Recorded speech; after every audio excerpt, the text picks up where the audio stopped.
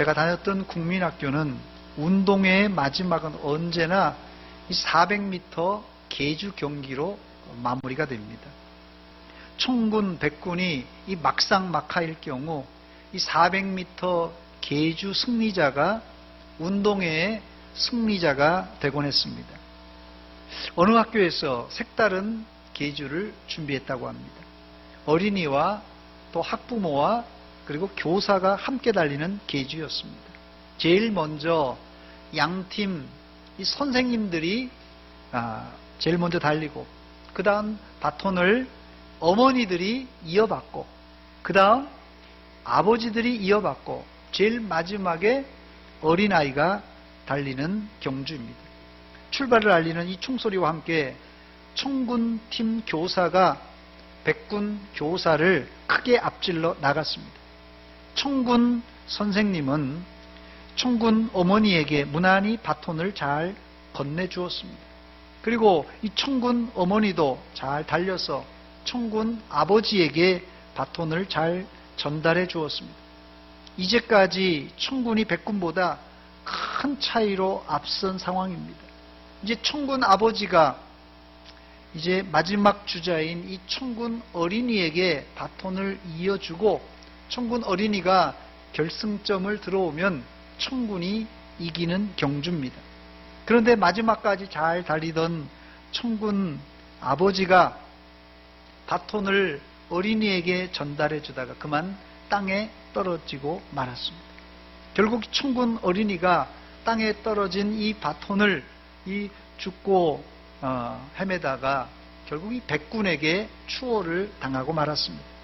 400m 이어달리기 경주는 이 빨리 달리는 것도 중요하지만 더 중요한 것은 이 바톤 체인지를 어떻게 하느냐에 따라서 승패가 좌우됩니다.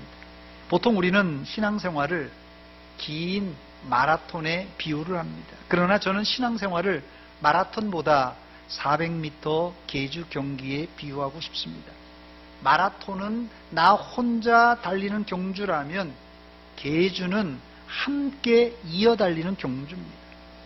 우리 신앙의 구원은 개인이 받는 것이에요. 내가 받는 것입니다. 그러나 잊지 말아야 될 것은 이 구원과 신앙은 공동체가 함께 누려야 될 복입니다. 감사한 것은 이제까지 우리 교회는 신앙의 선배 장로님들, 또 우리 권사님들, 우리 집사님들이 잘 달려오셨습니다. 그렇다면 이 시간 선배의 신앙을 이어받은 우리 세대가 우리 다음 세대에게 바톤 체인지를 잘 했는가 점검해 보아야 될 것입니다. 언제부터인지 모르지만 우리 교회가 내부 외부적인 요인 때문에 이 바톤을 이어주지 못하고 바톤이 땅에 내뒹구르는 그런 상황이 되고 말았습니다. 아무리 선조들이 잘 뛰어도 다음 세대로 바톤을 이어주지 못하면 신앙의 경주에서 이길 수가 없습니다. 이것은 우리 개인의 문제가 아니라 우리 모두의 문제요, 우리 공동체의 문제입니다. 그러므로 지금이라도 더 늦기 전에 이 절박한 마음을 가지고 미래를 준비하는 지혜로운 성도들이 되시기를 주의 이름으로 축원합니다. 그래서 2019년 제 목회 키워드 네 번째가 바로 다음 세대입니다. 다음 세대. 가장 절박한 이 주제입니다. 첫 번째로 오늘 본문에 여호수아 당대와 그와 함께했던 장로들이 생존했던 세대의 특징을 한마디로 표현하자면 믿음의 세대입니다. 믿음의 세대. 본문 7절에 나와 있습니다. 백성이 여호수아가 사는 날 동안과 여호수아 뒤에 생존한 장로들, 곧 여호와께서 이스라엘을 위하여 행하신 모든 큰 일을 본 자들이 사는 날 동안에 여호와를 섬겼더라 그랬습니다. 여호와를 섬겼더라. 여호수아와 함께했던 세대들은 여호와를 잘 섬겼던 세대입니다. 그러나 성경을 주의 깊게 읽어보면 이들도 처음부터 믿음의 세대는 아니었습니다. 그렇다면 이들이 어떻게 믿음의 세대가 된 것입니까? 사실 여호수아 시대는 출애굽할 때 여호수아와 같이 했던 세대는 누구냐면요, 출애굽할 때 20세가 넘는 성인의 시대를 말합니다. 이들은 40년 광야 중에서 하나님의 말씀에 한 번, 두 번 계속 불순종하다가 결국 여호수아와 갈렙만 남고 이 20세 이상 된 성인들은 다 광야에서 죽고 말았습니다. 결국은 여호수아와 함께 이 가나안 땅에 들어온 세대는 누굽니까? 출애굽할 때 20세 이하의 나이를 가지고 있었던 19세, 18세 이 어린 자녀들이 바로 이 여호수아와 갈렙과 함께 가나안 땅에 들어간 것입니다. 바로 여호수아와 함께 했던 세대가 출애굽 시 20세 이하의 젊은 세대입니다. 그렇다면 이들이 어떻게 믿음의 세대가 된 것입니까? 그 이유는 출애굽 1세대, 즉 자신의 부모 세대가 불순종하다가 광야에서 죽는 장면을 보고 자랐고, 또 이들은 어려서부터 광야에서 훈련을 받은 덕에 믿음으로 성장할 수가 있었습니다. 본문 7절을 다시 읽습니다. 백성이 여호수아가 사는 날 동안, 또 여호수아 뒤에 생존한 장로들 곧 여호와께서 이스라엘 위하여 행하신 모든 큰 일을 본 자들이 사는 날 동안에 여호와를 섬겼더라. 이게 바로 출애굽 1.5세들입니다. 그래서 출애굽할 때 20세 이하의 사람들이 이렇게 하나님을 잘 섬겼다는 것 말입니다. 그래서 여호수아는 이제까지 잘 섬겼기 때문에 자신이 이제 110세에 하나님의 부름받아서 죽게 되는데, 죽기 직전에 이들에게 마지막 신신당부를 하게 되는데 믿음으로 살라고 부탁합니다. 여호수아 23장 3절입니다. 너희의 하나님 여호와께서 너희를 위하여 이 모든 나라에 행하신 일을 너희가 다 보았거니와, 광야에서 어린 시절이었지만 다 보았거니와, 너희의 하나님 여호와 그는 너희를 위하여 싸우신 이시니라. 너희를 위해서 광야에서 하나님께서 싸우는 거 너희가 봤지 않냐? 이렇게 말합니다. 즉 이들이 믿음의 세대가 될 수 있었던 긍정적인 요인은 하나님이 하신 일을 똑똑히 눈으로 보았기 때문에 그렇고, 부정적으로는 광야의 그 고통과 전쟁의 그 고난을 다 경험했기 때문에 이들이 믿음으로 살 수가 있었습니다.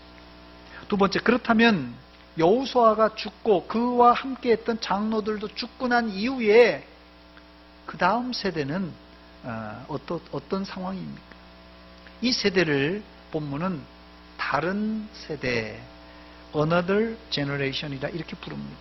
한마디로 불순종의 세대가 온 것입니다. 이 세대가 왜 다른 세대, 불순종의 세대가 된 것입니까? 이들은 시간적으로 본다면 여호수아와 함께한 장로들의 무슨 세대입니까? 다음 세대라 불러야 맞습니다.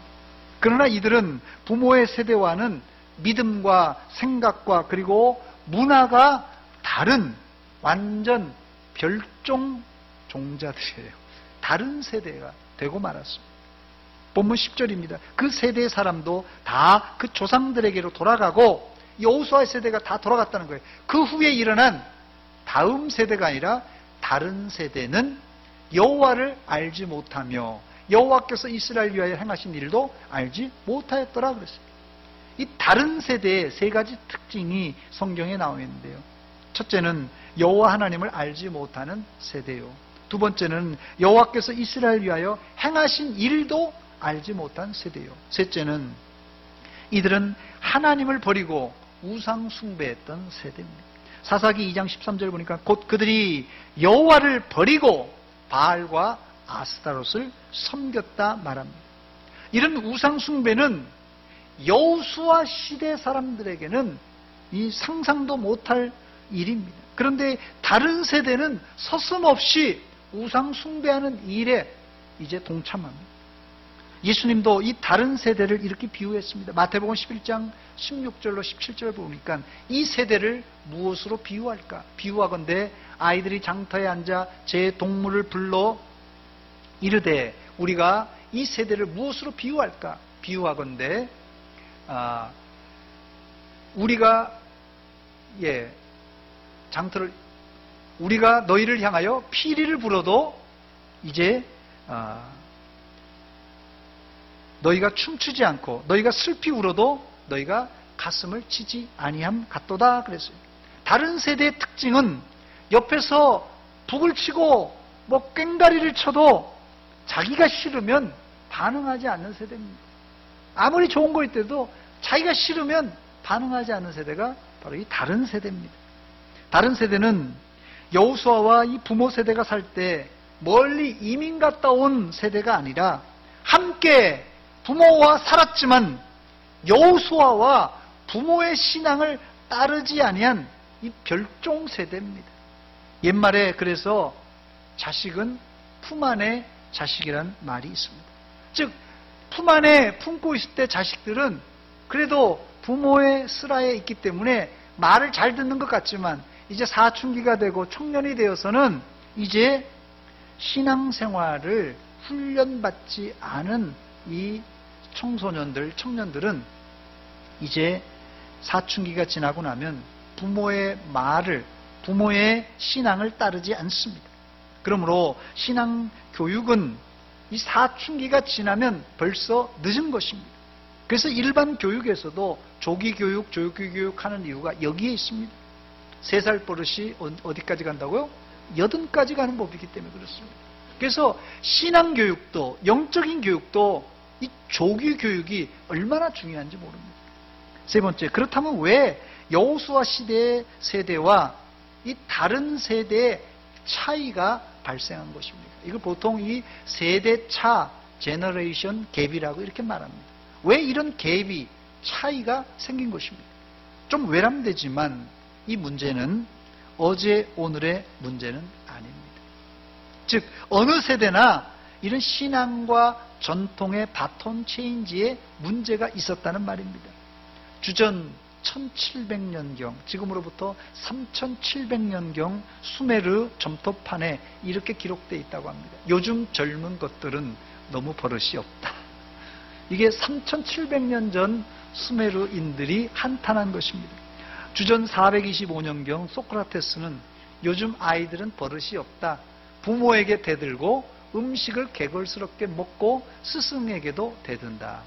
이게 소크라테스가 한이 맺힌 말인 것 같아요. 이게 2500년 전 얘기입니다, 여러분. 이런 사정은 동양도 마찬가지입니다. 한비자 오두편에 보면 덜 떨어진 젊은 녀석은 부모가 화를 내도 고치지 않고 동네 사람들이 욕해도 움직이지 않고 스승이 가르쳐도 변할 줄을 모른다. 이게 벌써 2000년 전 기록입니다. 이게 뭐 2000년, 3000년 전 기록인데 요즘 얘기하는 것 같지 않습니까? 1977년에 작성된 일본의 한 신문 논평입니다. 77년도입니다. 예로부터 요즘 젊은이는 안 돼라는 말이 있었지만 특히 지금 젊은이들은 심하다. 우선 당사자들의 의식 자체가 없다. 게다가 독립할 생각도 없고 항상 무엇인가에 의존하려고 하고 소비에만 치중하며 뭐 하나 직접 만들지도 못하면서 그저 비판할 뿐 손님 정신으로 가득 차 있다. 그러면서 하는 말이 이는 중대한 사태며 일본 사회에 사활이 걸린 중대한 문제다. 이게 바로 1977년에 일본 한 신문의 사설에 실린 기사입니다. 아마 이 자리에 계신 어르신들도 이런 말들을 다 해본 경험이 있을 것입니다. 요즘 것들은 참 쯔쯔쯔쯔, 요즘 것들은 걱정된다, 쯔쯔쯔, 이런 거 다 얘기해 보신 경험이 있을 것입니다. 그런데 여러분, 제가 지금 말씀드린 대로 3000년 전이나 4000년 전이나 2000년 전이나 아니 30년 40년 전이나 지금이나 뭐 매 한 가지입니다. 전 세대가 이런 악순환의 연속입니다. 여기 계신 어른들도 사실은 미안하지만 어렸을 때는 여러분의 부모님 세대가 걱정했던 세대였어요. 이것을 성경은 인간의 죄로 인한 타락의 대물림이라 이렇게 말합니다. 사사기의 역사가 바로 이런 세대 간의 바톤 체인지가 제대로 되지 않아서 있었던 타락의 되물림의 역사입니다. 그런데 문제는 하나님께서 이런 악한 자들을 심판하실 때는 이 이스라엘이 정신 차리는 것 같아요. 그런데 심판할 때뿐이지 사사시대 사람들은 전혀 안 바뀝니다. 그러면 지금 시대는 어떤가요? 지금 시대는 그래도 지식이 풍부하고 아는 것들이 많으니까 좀 나은 사람들입니까? 하나도 변한 것이 없고 사람이 변하지 않습니다. 그대로예요. 3000년 전이나 2000년 전이나 그대로입니다. 하나님은 이런 인간의 본성을 알고 있었기 때문에 이런 죄악의 역사를, 죄악의 연결고리를 부술 수 있는 한 가지 방법을 고안해냈습니다. 그것이 무엇입니까? 이것은 인간 내부로부터는 불가능하고 외부로부터, 즉 하나님으로부터 오는 구원자를 세우심으로 인간을 구원하셨습니다. 사사기에 나오는 사사들은 신약에 오실 메시아를 상징적으로 보여주는 사람들입니다. 그렇습니다. 인간의 마음이 바뀌려면 우리가 어떻게 노력해서 되는 문제가 아니라 예수 그리스도께서 오셔야, 성령님께서 오셔야 비로소 우리의 강팍한 마음이 바뀌어진다는 것입니다. 이 자리에 계신 여러분들도 잘 들으시기 바랍니다. 이 자리에 여러분이 앉아 있는 것도 사실상 기적입니다. 기적. 이 자리에 앉아 있는 여러분이 앉아 있는 이 자체가 기적이라는 말입니다. 이게 무슨 말입니까? 여러분, 여기 앉아 있는 분들이 보통 분들입니까, 여러분? 한 성질하는 분들이에요. 한 고집하는 분들입니다. 예? 뭐 최씨 무슨 씨 고집이 많다는데 김씨도 많고요, 뭐 박씨도 많고요, 이씨도 많고요. 다 고집쟁이들이에요. 그런데 어떻게 우리가 예수 믿게 되었습니까? 성령께서 역사하지 않았다면 어림도 없는 일입니다. 나같이 고집 많은 사람이 어떻게 예수 믿게 됩니까? 그것은 내가 노력해서가 아니라 성령께서 우리 마음을 감동하시고 감화하시고 우리 마음을 녹여주셨기 때문에 우리가 여기 앉아 있는 것입니다. 기적 중에 기적이 내가 예수 믿는 것입니다. 두 번째, 그렇다면 다음 세대가 다른 세대가 된 직접적인 원인이 무엇입니까? 원인을 알아야 악순환의 연결고리를 우리가 끊을 수 있습니다. 본문 7절, 6절과 7절에 다른 세대를 만들어낸 원인이 나옵니다. 전에 여호수아가 백성을 보내매 이스라엘 자손이 각기 그들의 기업으로 가서 땅을 차지하였고, 백성이 여호수아가 사는 날 동안과 여호수아 뒤에 생존한 장로들, 곧 여호와께서 이스라엘을 위하여 행하신 모든 큰 일을 본 자들이 사는 날 동안에 여호와를 섬겼더라 그랬습니다. 겉보기에는 너무 평화롭고 아름다운 구절입니다. 이 구절 안에 여호수아 세대들의 최선을 다한 흔적이 보입니다. 여러분, 정말 빈손으로 맨몸으로 가나안 땅에 전쟁을 치르고 가나안의 7 족속들, 이 철병거를 가지고 있었던 7 족속을 몰아내고 땅을 차지하는 일이라는 건 참 이게 상상할 수 없는 고난입니다. 여러분. 그래서 이렇게 승리하여 땅을 차지했다. 얼마나 평화롭고 아름다운 구절입니까? 그런데 여기에 문제가 있습니다. 여기 땅을 차지했다라는 말과 여호와를 섬겼다라는 말이 문제입니다. 한국 교회의 1.5세대들은 60년대, 70년대 교회를 개척할 때, 뭐 우리 교회도 마찬가지입니다만은 이 60년대, 70년대 교회 개척할 때요, 웬만하면 목사님들이 뭐 돈도 없기 때문에 텐트 치고 가만히 깔고 교회 개척했습니다. 아마 이 우리 어르신들은 60세 이상 되신 분들은 제가 무슨 얘기를 하는지 알아들으실 것입니다. 예전에는 다 가만히 깔고 이 천막 치고 교회를 시작했습니다. 또 자기 집을 팔아서 예배당 건축을 위해서 헌금을 했고, 또 생명 거는 이 금식 기도를 밥 먹듯이 했어요. 제가 어릴 적만 해도, 심지어 청년 때만 해도 저희 교회 안에 뭐 무슨 뻑하면 금식 기도예요. 뻑하면 뭐 작정 기도고, 뻑하면 철야 기도고, 이게 그냥 일반적이었어요. 사실 금식 기도라는 것이 생명 내놓고 하는 기도인데, 한국 교인들이 말이에요, 생명 내고 생명 걸고 이런 기도를 밥 먹듯이 했습니다.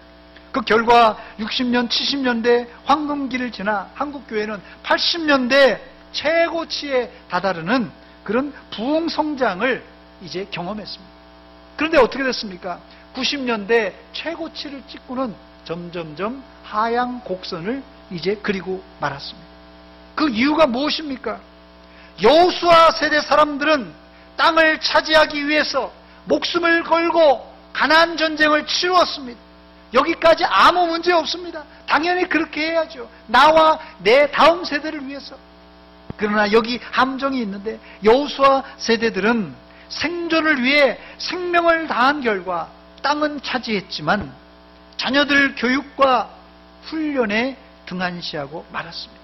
결국 자녀들은 부모 세대와 함께 했지만 부모와 다른 별종 세대가 되고 말았습니다. 또 고생한 부모 세대는 어떻습니까? 되도록이면 자녀 세대는 고생을 안 시키려고 오냐 키웠습니다. 내가 고생했으니 아이들 말로 고생 개고생, 옛날 말로는 찢어지게 고생 많이 했기 때문에 자녀들은 편하게 살길 원하는 것이 부모의 마음입니다. 그런데 이것이 자녀들에게는 독이 되고 말았어요. 다른 세대의 특징은 안정된 상황에서 편안하게 하나님을 믿고 편안하게 신앙생활하는 것입니다. 그러다 보니 다른 세대는 부모와는 다르게 지금 하는 고생은 고생도 아닌데 그 고생마저도 피하기 위해서 하나님을 버리고 가나안의 풍요의 신 누구예요? 바알을 섬기고 말았습니다. 결국 다음 세대는 부모가 만들어준 평안이라는 덫에 빠져서 다른 세대로 변질되고 말았습니다. 인간의 역사와 문명을 살펴보면 인간 사회에 부가 축적되면 제일 먼저 종교가 타락하고 부패했습니다. 한마디로 등 따시고 배부르면 누가 나와서 기도하고 누가 나와서 부르짖겠습니까? 미국이 그런 대로 50년, 60년대까지는 청교도의 신앙으로 잘 버텼습니다. 그런데 60년대 후반부터 청교도적인 신앙이 무너지기 시작했는데 그 이유를 학자들은 여러 가지로 해석합니다만은 저는 이것을 한마디로 요약하자면 경제 성장으로 인한 마이카 시대가 열렸기 때문이라고 말씀드리고 싶습니다. 우리나라도 경제 성장이 잘 되어서 1만 달러 시대, 2만 달러 시대, 지금 3만 달러 시대가 열렸는데요. 그러면서 주 5일 근무가 시작되었고 여가 시간이 많아지자 사람들이 교회 와서 여가 시간이 많으니까 교회 와서 예배드리고 기도하는 일보다도 이제는 교회 밖에 취미 활동에 관심을 갖기 시작했습니다. 그때부터 교회는 소리 없이 힘을 잃기 시작했습니다. 사람은 누구나 서 있으면 앉고 싶고 앉아 있으면 눕고 싶고 누워 있으면 자고 싶은 게 인간의 본성입니다. 여러분, 타락이라는 게 엄청난 것이 아닙니다. 타락이란 뭐냐? 타락이란 아주 부드럽고 달콤하게 우리에게 다가옵니다. 그렇기 때문에 보통 사람들은 내가 타락했는지조차도 알지 못합니다. 자, 그렇다면 끝으로 우리가 이 다른 세대의 이 타락의 원인을 알았으니 우리의 다음 세대, 다른 세대를 살릴 수 있는 방안이 무엇인가? 그 방안을 한번 말씀드리고 말씀을 맺도록 하겠습니다. 첫 번째, 다른 세대에게 하나님을 알게 하고 하나님이 하신 일도 알게 해야 합니다. 본문 10절입니다. 그 세대 사람도 다 그 조상들에게로 돌아갔고 그 후에 일어난 다른 세대는 여호와를 알지 못하며 여호와께서 이스라엘을 위하여 행하신 일도 알지 못하였더라 그랬어요. 여기 알다라는 단어가 2번 사용됐는데 모두 이 부정형으로 사용됐어요. 이 알다라는 단어는 지적인 알미 아니라 이 체험적인 알을 말합니다. 다른 세대들도 부모 세대로부터 하나님을 이야기 들었어요. 얘기 안 들었겠습니까? 이 다른 세대도 부모 세대로부터 홍해를 가르고 요단을 기적적으로 갈랐던 그 역사적인 사실을 들어서 알고 있습니다. 그래서 아버지가 체험했던 그 기적을, 할아버지가 체험했던 그 기적을 다 이야기를 듣고 알고 있습니다. 그런데 성경은 이들이 하나님을 알지 못했고 하나님이 하신 일을 알지 못했다고 말합니다. 아니, 아버지로부터, 부모 세대로부터 이 하나님에 대해서 얘기를 들었어요. 분명히 얘기 들었습니다. 할아버지로부터, 아버지로부터 하나님의 기적적인 홍해를 가르고 넘어온 사실, 요단강을 가르고 건너온 사실을 다 얘기 들었어요. 그런데 알지 못했다고 말합니다. 이게 무슨 말입니까?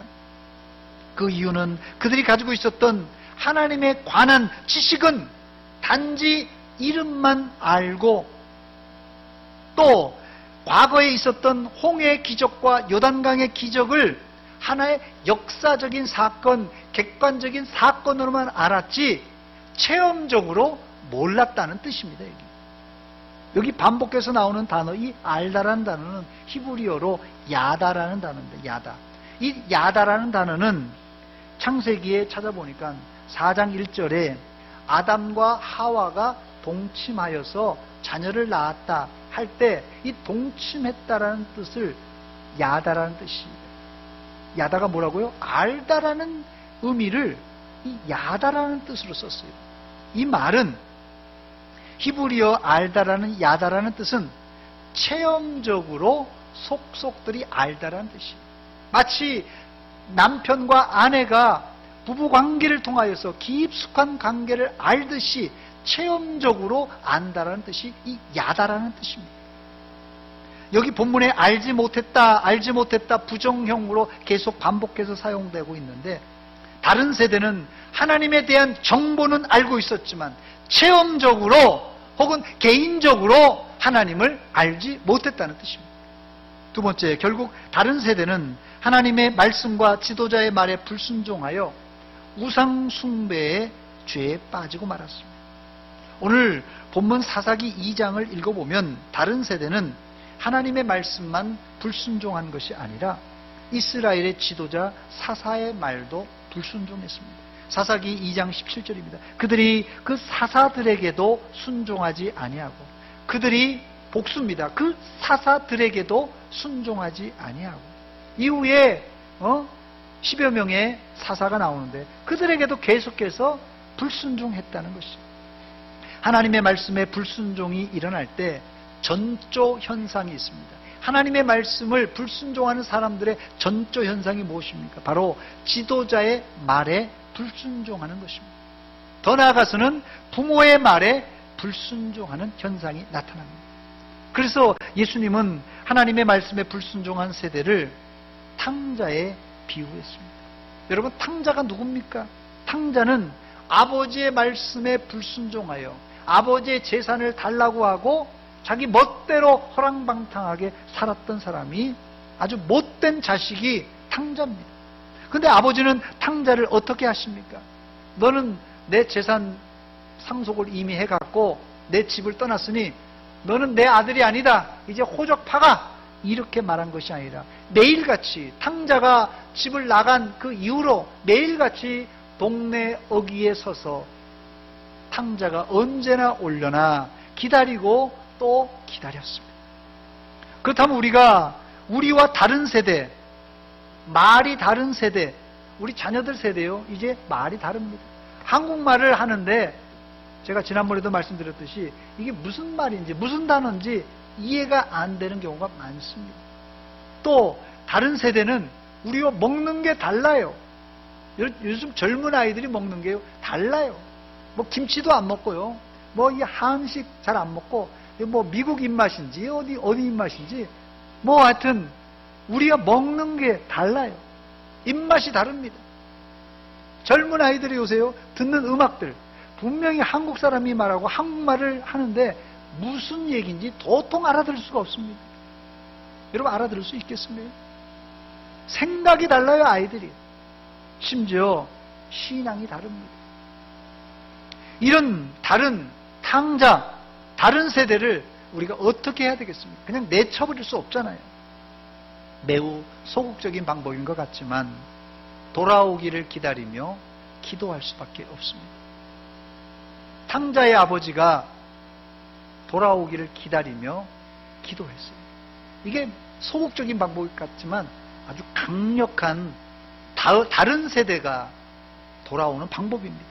수넴 여인의 아들이 죽었을 때 수넴 여인은 엘리사 선지자에게 아들을 살려달라고 간청합니다.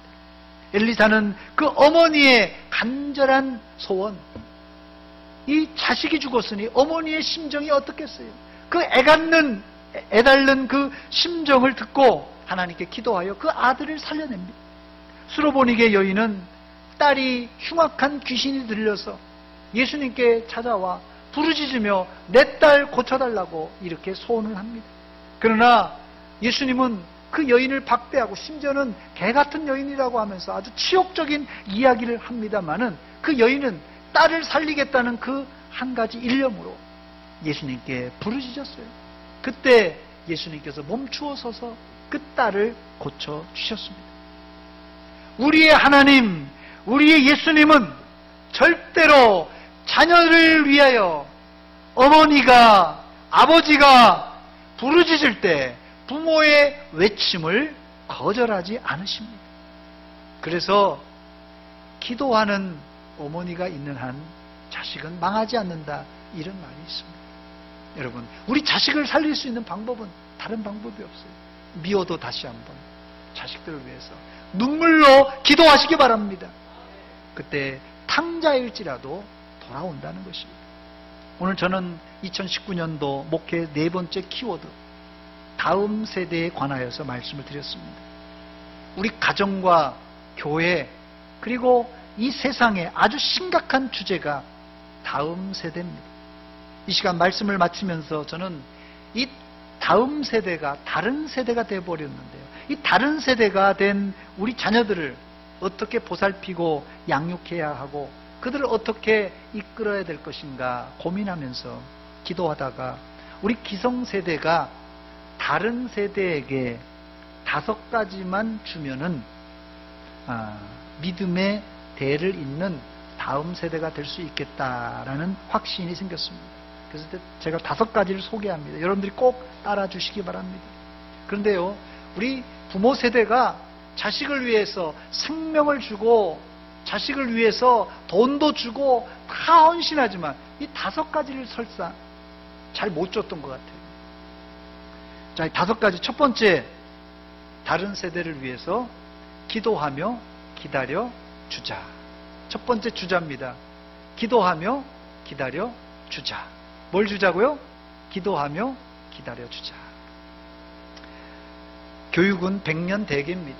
뭐 하루 이틀에 된다면 뭐 교육도 필요 없죠. 기다려 주자. 그들에게 예수님이 찾아와 주시고 성령님께서 마음을 감동하시고 그들의 마음을 바꿀 수 있는 시간이 필요합니다. 그들도 얼마든지 성령께서 역사하시면 다른 세대가 아니라 다음 세대가 될 줄 믿습니다. 두 번째, 이들이 실수할 때 꾸짖지 말고 용납해 주자. 뭘 주자고요? 용납해 주자. 세 번째, 젊은이들의 다름을 인정해 주자. 뭘 주자고요? 다름을 인정해 주자. 네 번째, 용기와 칭찬을 아끼지 말고 주자. 뭘 주자고요? 용기와 칭찬을 아끼지 말고 주자. 마지막 5번째입니다. 다른 세대에게 잘했니 못했니 이 탓할 것이 아니라 내가 좋은 본이 되어 주자입니다. 자식들에게 잘하니 못하니 꾸짖어봤자 이제 저나 여러분들이나 다 들켰습니다. 예. 요즘 젊은 아이들이 뭐라는 줄 아세요? 자식들이 부모에게 너나 잘하세요. 자식들이 부모에게 하는 말이에요. 너나 잘하세요. 여러분, 다른 세대가 된 우리 자녀들, 우리 손주들 세대를 살리기 위해서는 이 5가지를 줘야 됩니다. 기도하며 기다려 줘야 됩니다. 실수할 때 꾸짖지 말고 용납해 주어야 됩니다. 젊은이들의 다름을 인정해 주어야 됩니다. 다른 세대를 향하여 용기와 칭찬을 아끼지 말고 주어야 됩니다. 마지막으로는 내가 좋은 본을 보여 주어야 됩니다. 이 5가지를 줄 때 우리 교회 안에서, 우리 가정 안에서 소망이 있습니다. 다른 세대가 믿음의 다음 세대로 이어질 수 있도록 여러분, 이 5가지 아끼지 말고 몽땅 줌으로 우리 다음 세대가 정말 믿음의 세대가 되기를 주의 이름으로 축원합니다. 기도하겠습니다. 이 시간 기도할 때 하나님, 우리 자녀들, 우리 손주들 다른 세대가 되었습니다. 생각이 다르고 먹는 것이 다르고 가치관이 다르고 신앙이 다릅니다. 이 시간 하나님, 우리 자녀들이 하나님께 돌아와 믿음의 세대가 되게 하여 주시옵소서. 한 목소리로 여러분 자녀를 위해서, 손주들을 위해서, 우리 교회 다음 세대를 위해서 기도하겠습니다. 아버지 하나님, 우리의 다음 세대를 하나님 위하여 기도합니다. 주님, 우리 다음 세대를 살려주시옵소서. 우리의 자녀들을, 우리의 손주들을 살려주시옵소서.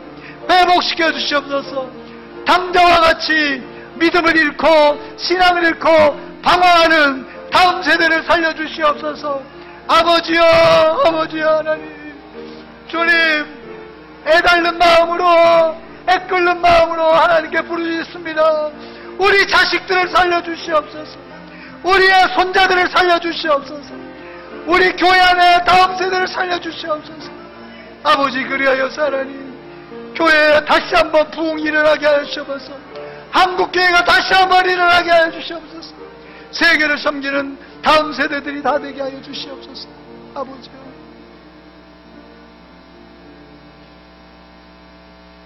하나님 아버지, 오늘 말씀을 듣고 도전을 받았습니다.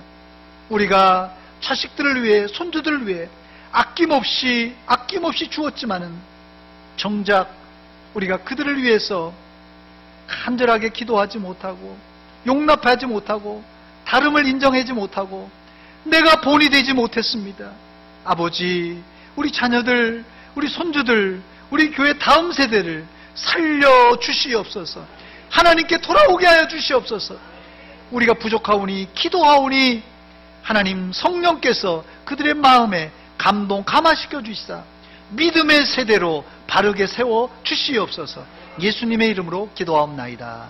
아멘.